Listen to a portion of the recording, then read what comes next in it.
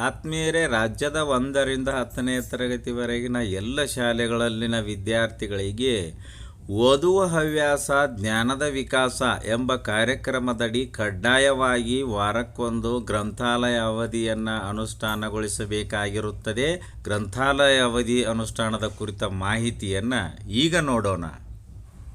ಓದುವ ಹವ್ಯಾಸ ಜ್ಞಾನದ ವಿಕಾಸ ಕಾರ್ಯಕ್ರಮದ ಉದ್ದೇಶ ವಿದ್ಯಾರ್ಥಿಗಳಲ್ಲಿ ಓದುವ ಹವ್ಯಾಸವನ್ನು ಬೆಳೆಸಿ ಅವರ ಬೌದ್ಧಿಕ ಕೌಶಲ್ಯವನ್ನು ವೃದ್ಧಿಸಿ ಪಠ್ಯ ಪುಸ್ತಕದ ಜೊತೆಗೆ ಪೂರಕ ಪುಸ್ತಕಗಳನ್ನು ಓದುವ ಹವ್ಯಾಸ ರೂಢಿಸುವುದಾಗಿದೆ.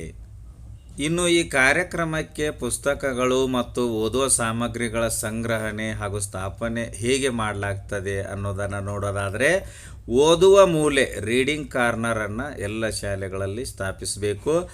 SSLC ಇರ್ತಕ್ಕಂಥ ಶಾಲೆಗಳಲ್ಲಿ SSLC ಮಕ್ಕಳಿಗೆ SSLC ನಂತರ ಮುಂದೇನು ಅಂತಕ್ಕಂಥ ಪುಸ್ತಕಗಳು ಲೈಬ್ರರಿ ದಾಸ್ತಾನಿನಲ್ಲಿ ಇರಬೇಕಾಗ್ತದೆ.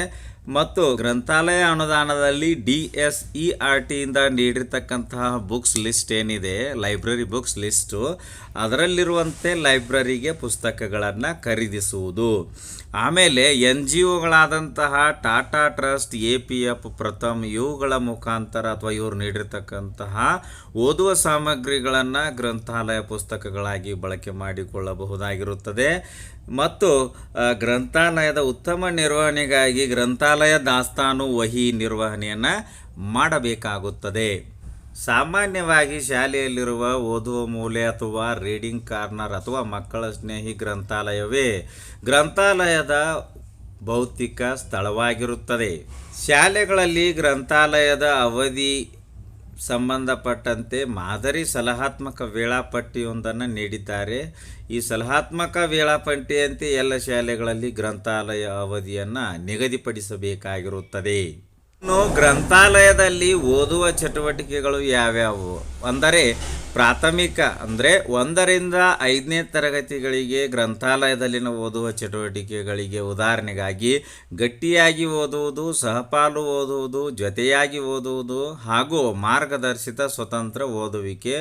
ಹಿರಿಯ ಪ್ರಾಥಮಿಕ ಮತ್ತು ಪ್ರೌಢಶಾಲಾ ತರಗತಿಗಳಲ್ಲಿ ಗ್ರಂಥಾಲಯದಲ್ಲಿನ ಓದುವ ಚಟುವಟಿಕೆಗಳಿಗೆ ಉದಾಹರಣೆ ಗಟ್ಟಿಯಾಗಿ ಓದುವುದು, ಸ್ವತಂತ್ರವಾಗಿ ಓದುವುದು ಮತ್ತು ಮಕ್ಕಳೊಂದಿಗೆ ಸಂವಾದ. ಈ ಒಂದು ಓದುವ ಚಟುವಟಿಕೆಗಳನ್ನು ಕೈಗೊಳ್ಳಬಹುದಾಗಿರುತ್ತದೆ. ಇನ್ನು ಗ್ರಂಥಾಲಯ ದಾಸ್ತಾನು ಪರಿಶೀಲನೆ. ಗ್ರಂಥಾಲಯ ದಾಸ್ತಾನು ಪರಿಶೀಲನೆ ನಮೂನೆ ಇಲ್ಲಿ ಇರುವಂತೆ ನಾವು ನಮೂನೆಯನ್ನು ಸಿದ್ಧಪಡಿಸಿಕೊಳ್ಳಬೇಕಾಗಿರುತ್ತದೆ.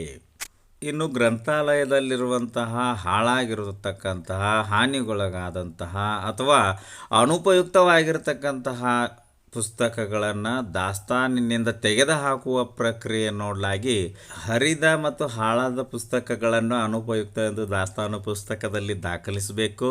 ಹರಾಜು ಪ್ರಕ್ರಿಯೆ ನಡೆಸಬೇಕು. ಹರಾಜಿನಿಂದ ಬಂದ ಹಣವನ್ನು ಇಲ್ಲಿ ಸರ್ಕಾರದ ಲೆಕ್ಕ ಶೀರ್ಷಿಕೆ ಕೊಡಲಾಗಿದೆ, ಆ ಒಂದು ಲೆಕ್ಕ ಶೀರ್ಷಿಕೆಗೆ ಜಮಾ ಮಾಡಬೇಕಾಗ್ತದೆ. ಮತ್ತು ಅನುಪಯುಕ್ತ ದಾಸ್ತಾನುಗಳ ವಿಲೇವಾರಿ ನಮೂನೆ ಇಲ್ಲಿ ಇರುವಂತೆ ನಾವು ಅನುಪಯುಕ್ತ ದಾಸ್ತಾನುಗಳ ವಿಲೇವಾರಿ ನಮೂನೆಯನ್ನು ರೆಡಿ ಇಟ್ಟುಕೊಂಡಿರಬೇಕಾಗ್ತದೆ. ವಿಡಿಯೋ ಇಷ್ಟ ಆದರೆ ಲೈಕ್ ಮಾಡಿ, ಉಪಯುಕ್ತ ಅನಿಸಿದರೆ ಶೇರ್ ಮಾಡಿ. ಈ ರೀತಿ ವಿಡಿಯೋಗಳಿಗಾಗಿ ಚಾನಲ್ಗೆ ಸಬ್ಸ್ಕ್ರೈಬ್ ಆಗಿ ಬೆಲ್ ಬಟನ್ ಪ್ರೆಸ್ ಮಾಡಿ, ನೋಟಿಫಿಕೇಷನಲ್ಲಿ ಆಲ್ ಸೆಲೆಕ್ಟ್ ಮಾಡಿಕೊಳ್ಳಿ. ನಾವು ಮಾಡೋ ವಿಡಿಯೋಗಳ ಅಪ್ಡೇಟ್ಸ್ ಪಡಿತಾ ಇರಿ. Thanks for watching. ಧನ್ಯವಾದಗಳು. ವಂದೇ ಮಾತರಂ.